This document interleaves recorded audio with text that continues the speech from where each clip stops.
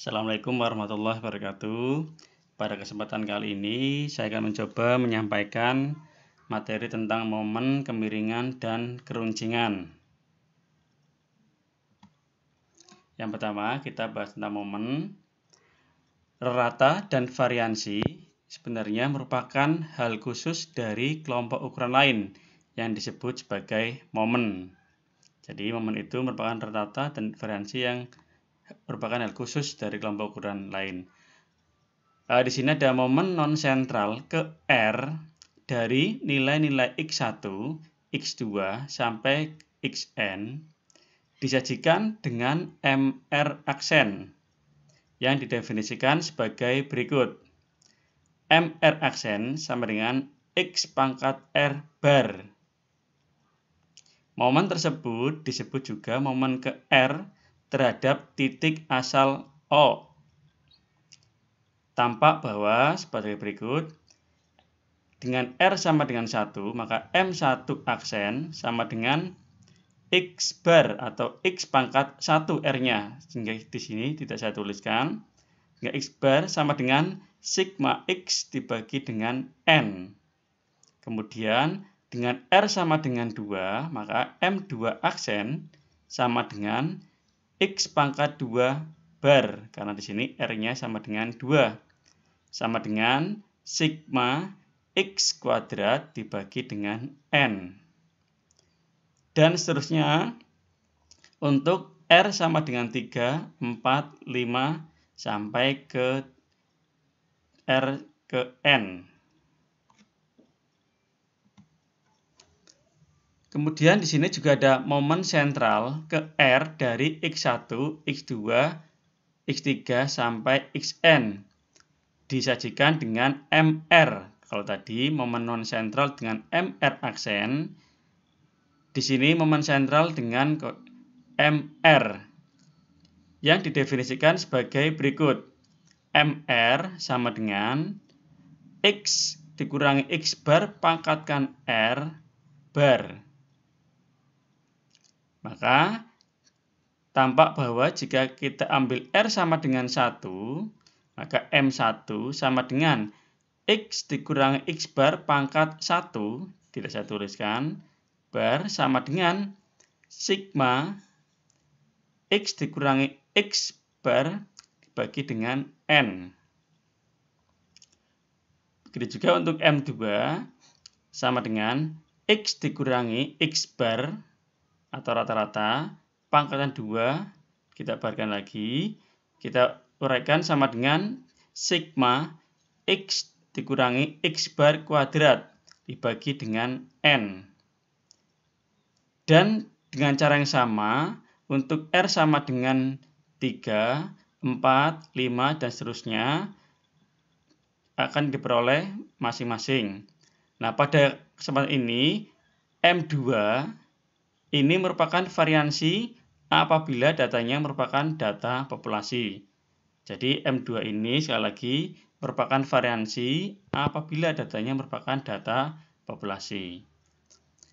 Momen sentral yang didefinisikan seperti di atas disebut juga momen ke R terhadap titik aksal X bar atau rata-ratanya. Jika rata-ratanya atau X bar sama dengan 0, maka momen sentral sama dengan momen non-sentral. Jadi sekali lagi, jika rata-ratanya sama dengan 0, maka momen sentral sama dengan momen non-sentral. Dapat kita lihat bahwa terdapat hubungan antara momen sentral dan non-sentral seperti berikut.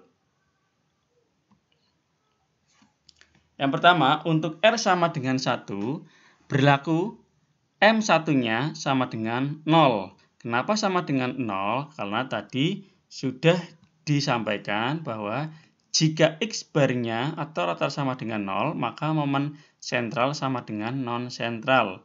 Sehingga saat kita masukkan nilai X bar-nya 0, maka nilai X-nya di sini juga 0. Sehingga untuk R sama dengan 1, berlaku M1 sama dengan 0. Untuk yang kedua, dengan R sama dengan 2 berlaku M2 sama dengan M2 aksen dikurangi M1 aksen kuadrat. Mari kita uraikan hal seperti ini. Di sini sudah saya tuliskan bahwa M2 sama dengan M2 aksen dikurangi M1 aksen kuadrat. Nah, kita gunakan konsep A min B kuadrat sama dengan A kuadrat min 2AB plus B kuadrat. Jadi kita gunakan konsep ini. Kita kembali di sini bahwa M2 sama dengan X dikurangi X bar atau rata-ratanya. Kita kuadratkan. Kita balikan kembali. Sama dengan sigma X dikurangi X bar kuadrat dibagi dengan N. Oke, saya perbesar terlebih dahulu. Kemudian kita urai lagi dengan konsep tadi A min B kuadrat. Kita peroleh sigma X kuadrat min 2X kali X bar ditambah X bar kuadrat dibagi dengan N. Kita urai lagi. Sigma X kuadrat dibagi N dikurangi sigma 2 kali X bar dibagi dengan N ditambah sigma X bar kuadrat dibagi dengan N. Sama dengan sigma X kuadrat dibagi dengan N. Kemudian ini kita urai dengan konsep ini. Sigma CXI sama dengan C kali sigma XI, di mana I-nya dari 1 sampai dengan N. Sehingga kita peroleh dari sigma 2X kali X bar bagi N, hasilnya yaitu 2X bar sebagai C-nya, kali sigma X dibagi dengan N. Ditambah, kita gunakan konsep sigma C sama dengan N kali C, maka di sini sigma X bar kuadrat dibagi N sama dengan di sini N kali X bar kuadrat dibagi dengan N. Kita bisa N ini bagi dengan N hasilnya 1, sehingga 1 kali X bar kuadrat hasilnya X bar kuadrat. Kemudian sigma X kuadrat dibagi dengan N dikurangi 2X bar. Kita lihat di sini bahwa sigma X dibagi dengan N merupakan rata-rata, sehingga saya tuliskan di sini X bar ditambah X bar kuadrat, karena tadi N dibagi N sama dengan 1. 1 kali X bar kuadrat sama dengan X bar kuadrat. Kemudian kita urai lagi sama dengan sigma X kuadrat dibagi dengan N dikurangi 2X bar kuadrat ditambah X bar kuadrat. Sama dengan sigma X kuadrat dibagi dengan N dikurangi X bar kuadrat, karena 2X bar kuadrat kurangi X bar kuadrat sama dengan 1, sehingga di sini diperoleh X bar kuadrat.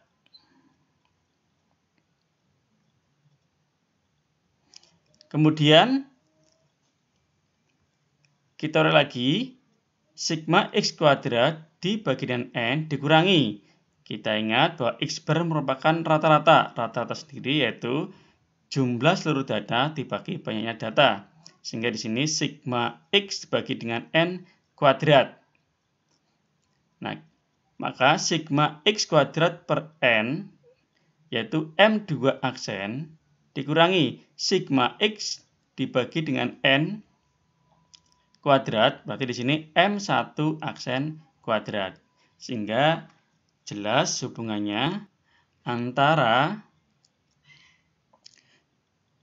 untuk R sama dengan 2 berlaku M2 sama dengan M2 aksen dikurangi M1 aksen kuadrat.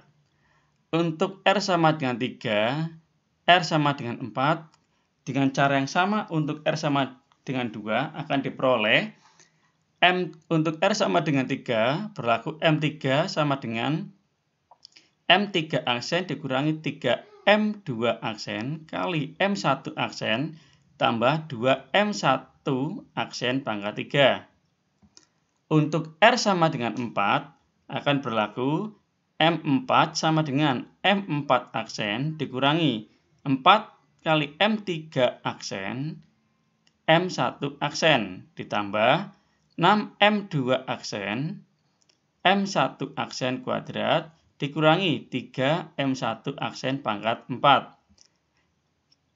Dan seterusnya untuk R sama dengan 5, 6, 7, sampai ke N. Hubungan ini sangat berguna untuk menghitung nilai momen sentral apabila rata-ratanya tidak bulat. Jadi ini merupakan hubungan antara momen sentral dan momen non-sentral. Baik, kita ke contoh biar lebih jelas. Diketahui suatu data yaitu 3, 3, 4, 4, 6. Carilah M2, M3, dan M4-nya. Cara yang pertama di sini, dari data tersebut kita peroleh rata-ratanya sama dengan 4. Karena kita jumlahkan datanya. Di sini 3 tambah 3 tambah 4 tambah 4 tambah 6 sehingga jumlahnya 20. Dibagi banyak data yaitu ada 5 sehingga rata-ratanya yaitu 4. Kita cari M2, M3, dan M4-nya. M2 sendiri yaitu X dikurangi X bar kuadrat, karena di sini R-nya 2, bar sama dengan sigma X dikurangi 4, karena rata-ratanya 4, kita kuadratkan bagi banyak data yaitu 5. Nah, kita masukkan satu persatu nilai X-nya. Tadi nilai X-nya yaitu 3, 3, 4, 4, 6. Kita kembali lagi, sehingga 3 dikurangi 4 sama dengan min 1, dikuadratkan 1. 3 dikurangi 4, min 1, kita kuadratkan hasilnya 1. 4 kurangi 4, 0, hasilnya 0.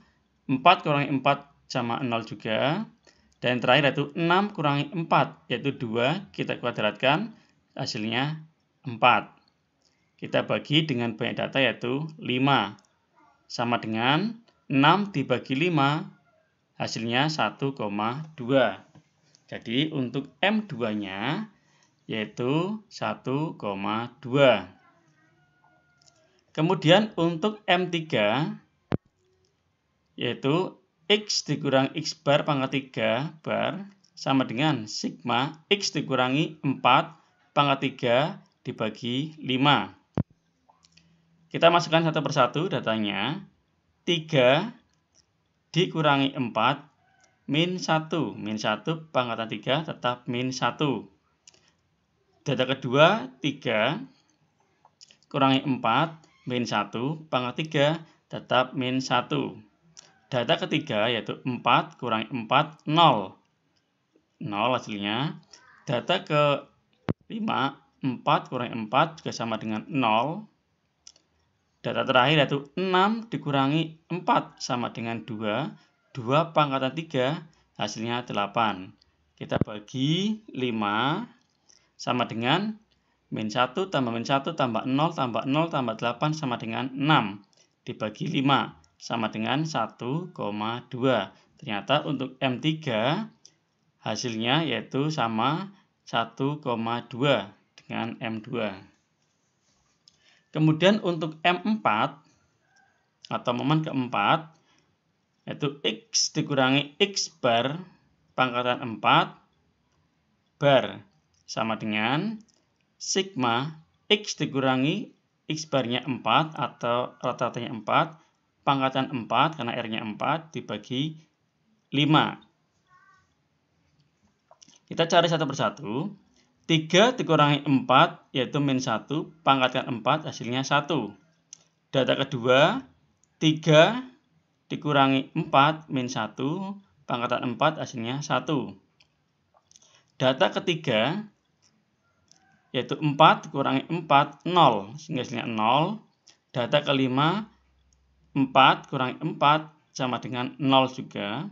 Data yang keenam atau terakhir, yaitu 6 kurangi 4, yaitu 2, 2 pangkat 4, yaitu 16. Dibagi banyak data yaitu 5. Sehingga 1 tambah 1 tambah 0 tambah 0 tambah 16 sama dengan 18. Dibagi 5 sama dengan 3,6. Jadi momen keempatnya yaitu 3,6. Baik, kita ke cara yang kedua. Kita cari terlebih dahulu M1 aksen, M2 aksen, M3 aksen, dan M4 aksen. Karena kita coba mengaitkan dengan momen non-sentralnya. Baik, untuk M1 aksen sama dengan sigma X dibagi dengan N. Datanya yaitu 3 tambah 3 tambah 4 tambah 4 tambah 6 dibagi 5, hasilnya 4. Kemudian M2 aksen sama dengan sigma X kuadrat dibagi dengan N. Sehingga hasilnya sama dengan 3 kuadrat ditambah 3 kuadrat ditambah 4 kuadrat ditambah 4 kuadrat tambah 6 kuadrat dibagi 5. Sehingga hasilnya 86 dibagi 5. Untuk M3 aksen sama dengan sigma X pangkat 3 dibagi dengan N sama dengan 3 pangkat 3 tambah 3 pangkat 3 tambah 4 pangkat 3 tambah 4 pangkat 3 tambah 6 pangkat 3 dibagi 5. Kita peroleh 398 dibagi 5. Kemudian untuk M4 aksen sama dengan sigma X pangkat 4 per N sama dengan 3 pangkat 4 ditambah 3 pangkat 4 ditambah 4 pangkat 4 ditambah 4 pangkat 4 ditambah 6 pangkat 4 dibagi dengan 5 atau banyaknya data. Kita peroleh 1970 dibagi 5. Sehingga kita peroleh untuk M2 yaitu M2 aksen dikurangi M1 aksen kuadrat. M2 aksen kita peroleh yaitu 86 dibagi 5 dikurangi 4 kuadrat karena M1 aksennya 4. Kita perhatikan dapatkan 1,2. Untuk M3 sama dengan M3 aksen dikurangi 3 M2 aksen kali M1 aksen ditambah 2 M1 aksen pangkat 3. Kita ketahui bahwa M3 aksen yaitu 398 dibagi 5 dikurangi 3 kali M2 aksennya yaitu 86 dibagi 5 kali M1 aksennya yaitu 4 ditambah 2 kali M1 aksennya yaitu 4, kita pangkatan 3. Sehingga kita peroleh 398 dikurangi 1032 ditambah 640 dibagi 5. Hasilnya yaitu 1,2. Jadi hasil dari momen kedua dan momen ketiga yaitu sama, yaitu 1,2. Kemudian momen keempat sama dengan M4 aksen dikurangi 4 M3 aksen kali M1 aksen ditambah 6 M2 aksen kali M1 aksen kuadrat dikurangi 3 M1 aksen pangkat 4. M4 aksen diketahui yaitu 1970 dibagi 5 dikurangi 4 kali 398 dibagi 5 kali 4 ditambah 6 kali 86 dibagi 5 kali 4 kuadrat dikurangi 3 kali 4 pangkat 4. Sehingga kita peroleh 1970 dikurangi 6368 ditambah 8256 dikurangi 3840 dibagi 5. sama dengan 18 dibagi 5. Sehingga kita peroleh momen keempatnya yaitu 3,6. Jadi baik dari cara yang pertama ataupun cara yang kedua, hasilnya sama untuk M2, M3, ataupun M4. Kemudian kita lanjutkan ke kemiringan dan keruncingan. Kemiringan suatu distribusi data dapat dilihat dari koefisien momen kemiringannya, dan keruncingan suatu distribusi data dapat dilihat dari koefisien momen keruncingannya. Koefisien momen kemiringan dengan sekelompok data X1, X2, X3, sampai Xn disajikan dengan A3. Jadi ada buku juga yang menuliskan bukan A3 tapi alfa 3. Nah, di sini saya gunakan A3 yang didefinisikan sebagai berikut. A3 sama dengan momen ketiga bagi S pangkat 3. Dengan S adalah deviasi baku dari kelompok tersebut.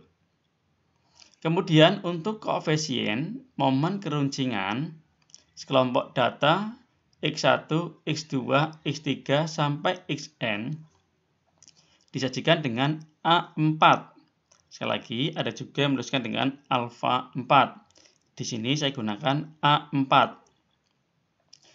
Didefinisikan sebagai berikut. A4 sama dengan M4 dibagi S pangkat 4. Jadi masing-masing untuk mencari kemiringan dan keruncingan menggunakan A3 dan A4. Dengan S adalah deviasi baku dari kelompok tersebut. Perhatikan bahwa koefisien momen kemiringan A3 di atas merupakan derajat kesimetrikan suatu distribusi data dengan pengelompokan sebagai berikut. Yang pertama, jika A3 lebih dari 0, maka distribusi tersebut mempunyai kemiringan yang positif. Jika A3 kurang dari 0, maka distribusinya mempunyai kemiringan yang negatif. Jika A3 sama dengan 0, maka distribusinya simetrik. Makin dekat nilai A3 ke 0, maka distribusinya makin simetrik. Kemudian untuk koefisien momen keruncingan, yaitu A4 adalah derajat keruncingan suatu distribusi yang dibedakan menjadi sebagai berikut. Jika A4 sama dengan 3, maka distribusinya disebut normal. Jika A4 lebih dari 3, maka distribusinya disebut leptokurtik atau runcing. Jika A4 kurang dari 3, maka distribusinya disebut platikurtik atau landai. Baik, untuk lebih jelasnya kita ke contoh. Diketahui suatu data 1, 1, 1, 1, 1, 2, 2, 2, 2, 2, 2, 3, 3, 4, 5, 5, 6, 7, 8. Carilah A3 atau kemiringannya dan A4 atau koefisien keruncingannya. Dan gambarkan histogramnya.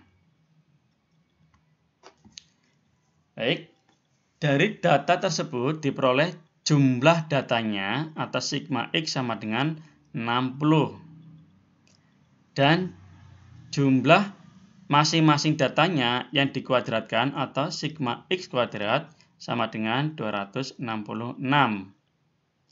Sehingga rata-ratanya sama dengan 3 dan S-nya atau deviasi bakunya yaitu 2,128. Untuk di sini rata-rata dan deviasi baku, silakan teman-teman bisa mencoba sendiri karena sudah kita bahas sebelumnya. Kemudian dicari A3 atau kemiringannya dan A4 atau keruncingannya sebagai berikut. Berarti kita cari terlebih dahulu karena di A3 yaitu M3 dibagi S pangkat 3 dan A4 yaitu M4 dibagi dengan S pangkat 4, maka kita cari M-nya terlebih dahulu. Yang pertama kita cari sigma X min 3 kuadrat sama dengan 186. Jadi ini mencari M3-nya. Kemudian untuk mencari M4-nya, sigma X dikurangi 3 pangkat 4 sama dengan 1082. Jadi ini mencari momen keempatnya. Teman-teman bisa mencoba menguraikan dari sigma X min 3 pangkat 4 ataupun sigma X min 3 pangkat 3. Kemudian deviasi bakunya diketahui 2,128. Di sini kita pangkatan 3 dapatkan hasil 9,636. Kita pangkatan 4 dapatkan 20,506. Baik, kita cari momen ketiganya di sini. 186 dibagi 20 hasilnya 9,3. Untuk M4-nya 1082 dibagi 20 hasilnya 54,1. Maka untuk A3-nya atau kemiringannya M3 dibagi S pangkat 3. M3 yaitu 9,300 dibagi S pangkat 3-nya 9,636. Hasilnya 0,965. Kita perhatikan bahwa A3-nya yaitu 0,965. Artinya dia miring ke arah kanan. Kemudian untuk A4-nya yaitu 54,100 atau M4-nya dibagi dengan S pangkat 4 yaitu 20,506. Hasilnya 2,638. Ini kurang dari 3 maka dia platik kurtik. Jadi kita simpulkan bahwa dari nilai A3 dan 4 dapat disimpulkan bahwa distribusi datanya adalah miring ke kanan dan platik kurtik. Hal tersebut dapat dilihat pada histogram sebagai berikut. Ini histogram dari data yang diketahui. Jadi data yang pertama di sini, data yang kedua, ketiga, keempat, kelima, keenam, ketujuh, dan ke-8 dari masing-masing nilainya tadi. Karena yang satu tadi ada berapa, yang dua ada berapa, tiga ada berapa, dan seterusnya sampai data ke-8 ada berapa.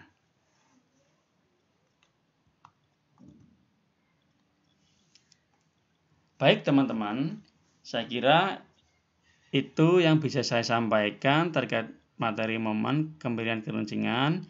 Semoga materi ini bermanfaat bagi teman-teman dan bisa memahami dari materi tersebut.